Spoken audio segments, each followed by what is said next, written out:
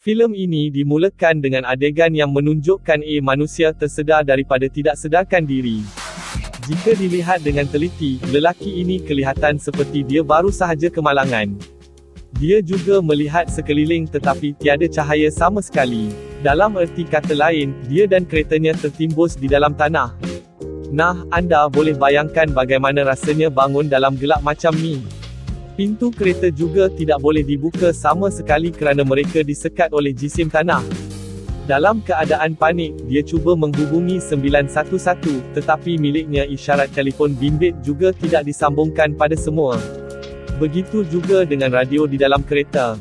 Dia cuba mencari jalur frekuensi, tetapi masih tiada apa yang dikesan. Kemudian, dia cuba menghidupkan enjin kereta, tetapi ternyata kereta yang melindungi dia tidak boleh mula alias rosak. Tidak lama kemudian ada gegaran yang menyebabkan kereta untuk bergerak lebih dalam dan lebih dalam.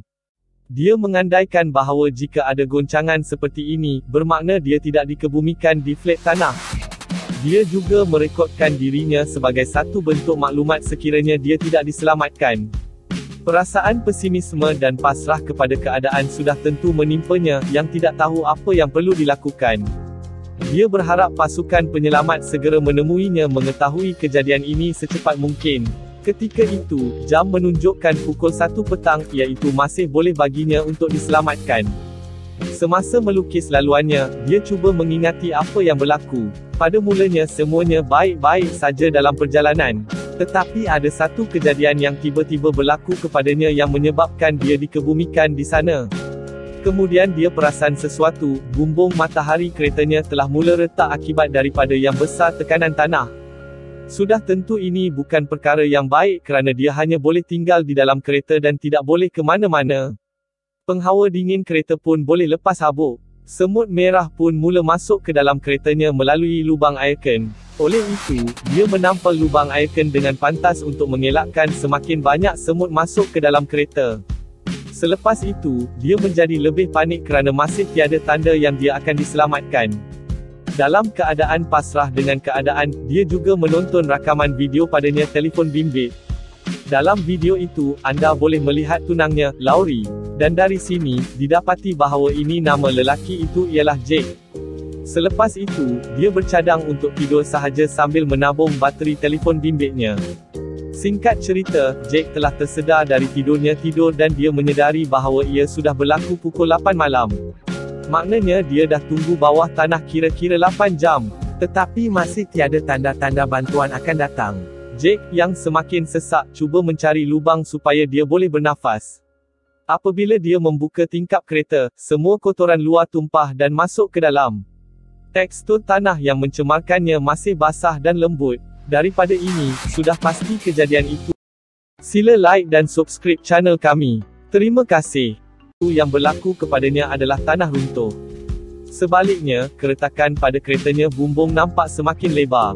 Kemudian, Jack segera menampal kaca itu Peter yang ditemuinya di dalam keretanya.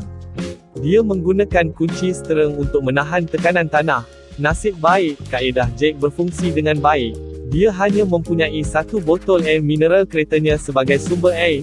Tanpa disedari, Jack telah meminum semua air tersebut sampai habis. Dia sangat dahaga sehingga dia terlupa itu adalah satu-satunya sumber air yang dia ada pada masa itu. Masa berlalu, hanya keajaiban yang boleh membawa dia selamat. Akibatnya, Jack mengambil masa untuk berdoa dengan betul kemudian dan di sana.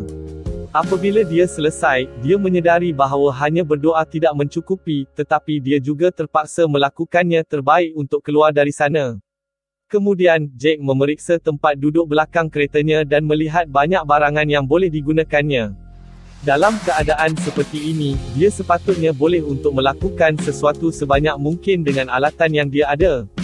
Perkara pertama yang Jack lakukan ialah minum air itu menitis dari tanah. Dia tidak peduli lagi apa campuran itu dibuat dari. Kemudian dia juga sengaja membuat lubang kecil dalam gelas sambil mengumpul titisan air dengan botol air minuman kosong. Sangat teruk bahawa Jack yang perlu kencing, tiada pilihan lain selain kencing di dalam kereta sendiri. Kemudian, dia menggunakan bahagian dari kerusi lipat untuk membuat beberapa tiub besi.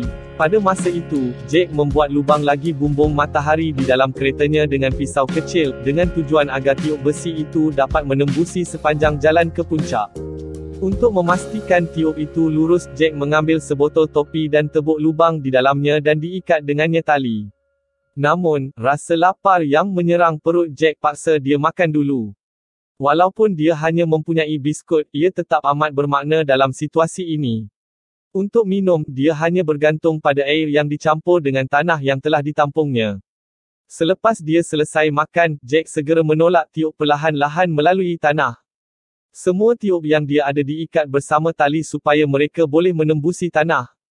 Paras oksigen semakin rendah menyebabkan dia tidak tahan lagi, jadi Jack terpaksa membuat lubang untuk bernafas. Ia semakin suka untuk menolak tiub ke permukaan. Walaupun dalam keadaan lemah dan lapar, Jack terpaksa terus mengerahkan tenaga sebanyak mungkin. Selepas itu, dia segera memeriksa kedalaman sama rata dengan dawai besi yang dia ada. Ternyata jarak antara tanah dan kedudukan Jack adalah lebih kurang 3 meter, kemudian dia menjerit sekuat-kuatnya dengan harapan ada yang mendengar suaranya. Pada masa yang sama, dia juga bernafas lubang itu. Kemudian, Jack mempunyai idea untuk membuat tiub ini berfungsi sebagai cerobong asap.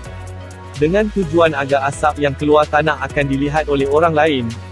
Namun, api yang Jack buat dengan kertas hilang kawalan.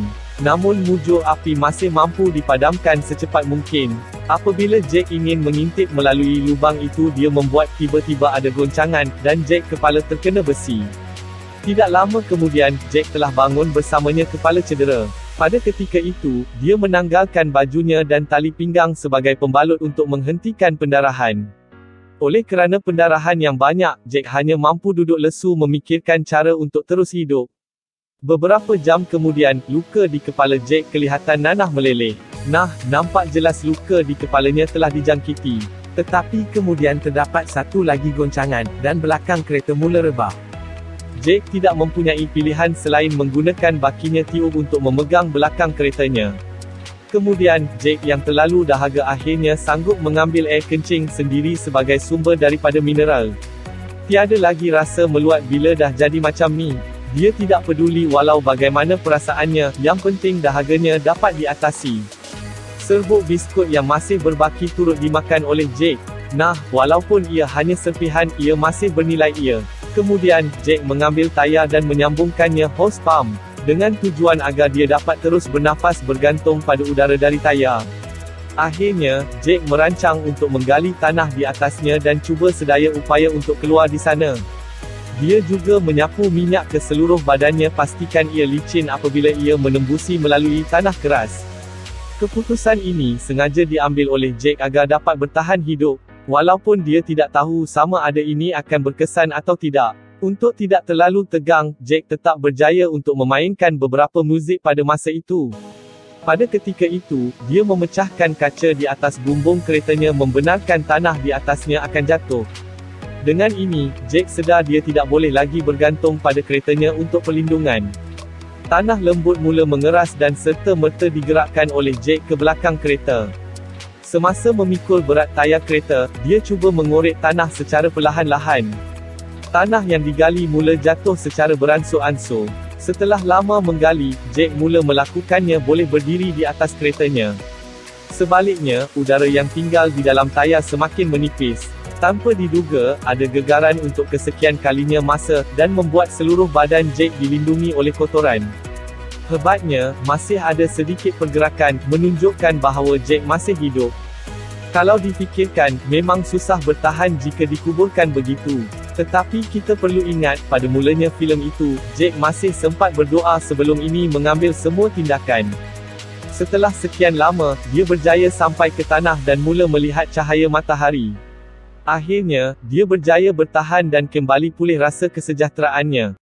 Sila like dan subscribe channel kami. Sila layari peti deskripsi channel ini untuk beri sokongan anda. Untuk tonton filem-filem lain sila lawat playlist channel kami. Terima kasih.